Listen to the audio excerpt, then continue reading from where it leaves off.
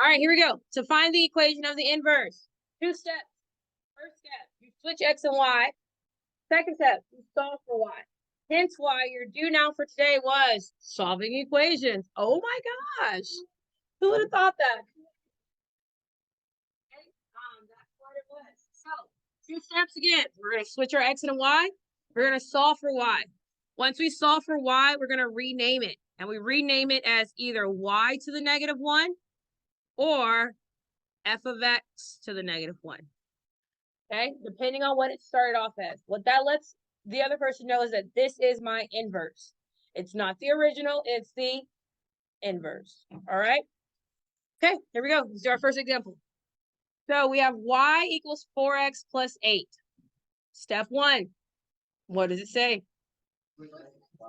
Switch your x and y. So now it becomes x equals 4y plus 8.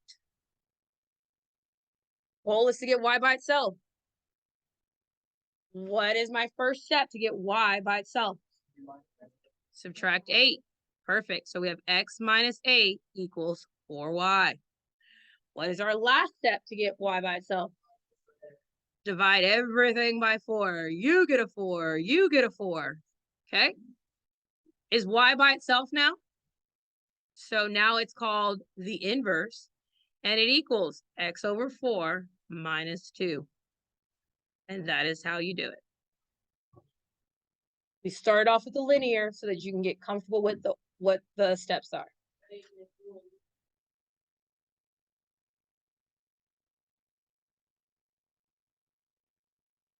Questions, comments, concerns? We're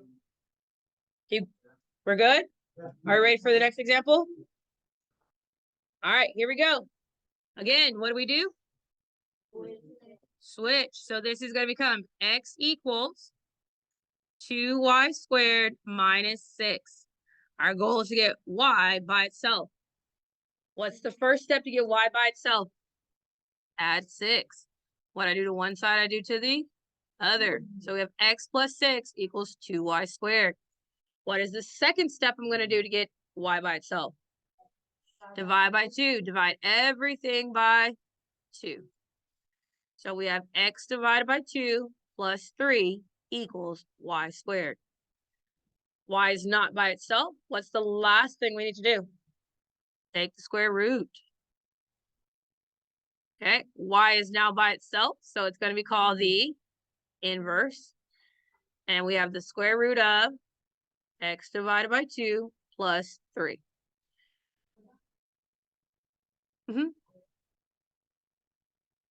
Okay, square roots are a little funny. So this is a little added thing you have to do with square root. You have to have your plus or minus. That's because when you take the square root of something, the result can either be a positive or a negative. So that's our final answer. When you take the square root. All right, still with me?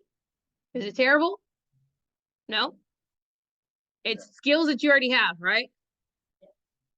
Yes, just in a different box, okay? And that's what you're doing.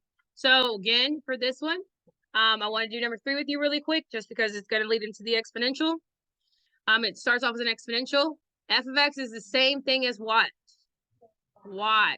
So when I switch, it's going to become x equals 5 to the y. And we have to use log, because how do you get rid of an exponential? Log. So we take the log of both sides.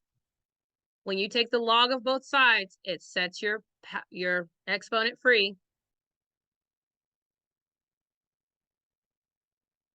What do I need to do to get y by itself?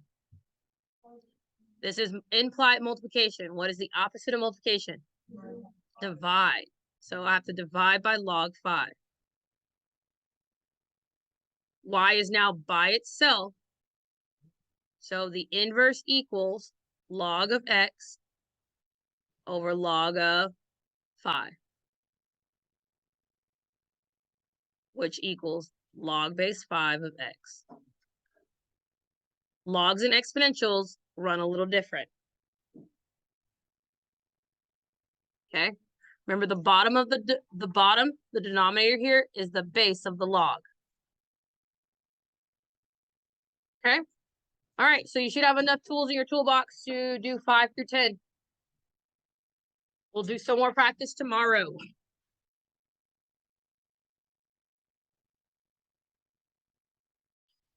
All right, so we're finding the inverse of the equation. So like we said, to find the inverse, you're switching your x and your y. So we have x equals 2 to the y plus 4.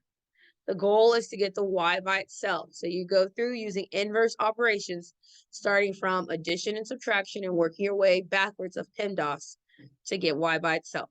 So I have plus 4. I'm going to get rid of it by subtracting it. What I do to one side, I do to the other. And now we're here. Okay, I have an exponent as the power. So this is an exponential. In order to get rid of an exponential, we have to take the log. So I'm going to take the log of both sides. So I have log of x minus 4. And now my y is free because I'm taking the log of 2. Lastly, to get y by itself, this is implied multiplication. So in order to get it by itself, I'm going to have to divide log 2. So therefore, my inverse equals the log of x minus 4 divided by log of 2.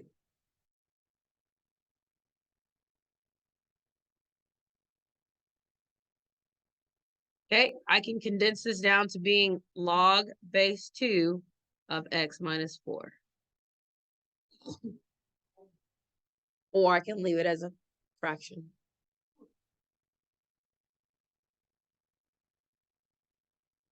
All right, so it asks us to graph here. Because these are, you would create a table of points, but yeah. But because to save time, we're just gonna graph it in the calculator and sketch it out, if that's okay with you guys. So we have y equals x.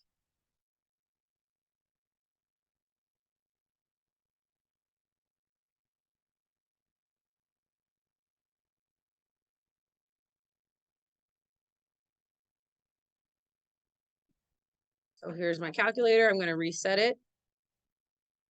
And I'm gonna put in my original. So my original graph is 2 to the x. So I have 2 to the power of x plus 4. I have my log base.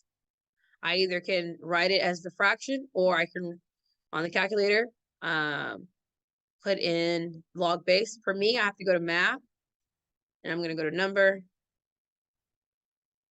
Oh, not my number. Math. And I'm going to scroll down to log base because that's how I get it.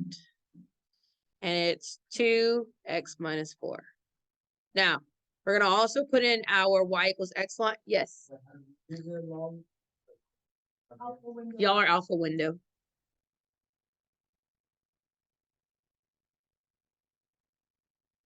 I never actually tried it on mine. Oh, it's there too. I've just always done math.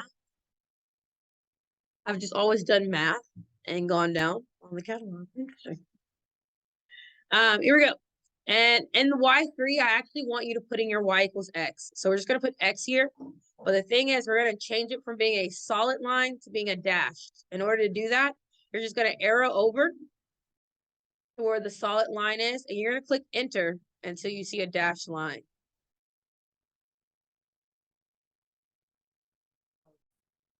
All right. So again, calculator. It's okay to graph it. To see it. When it's like a quadratic or a linear, you shouldn't really need a calculator to do your graphs. The numbers are usually easier to manipulate and deal with. Can you please take it out while I'm teaching? Can you please take it out while I'm teaching? I'm asking. You can say no, and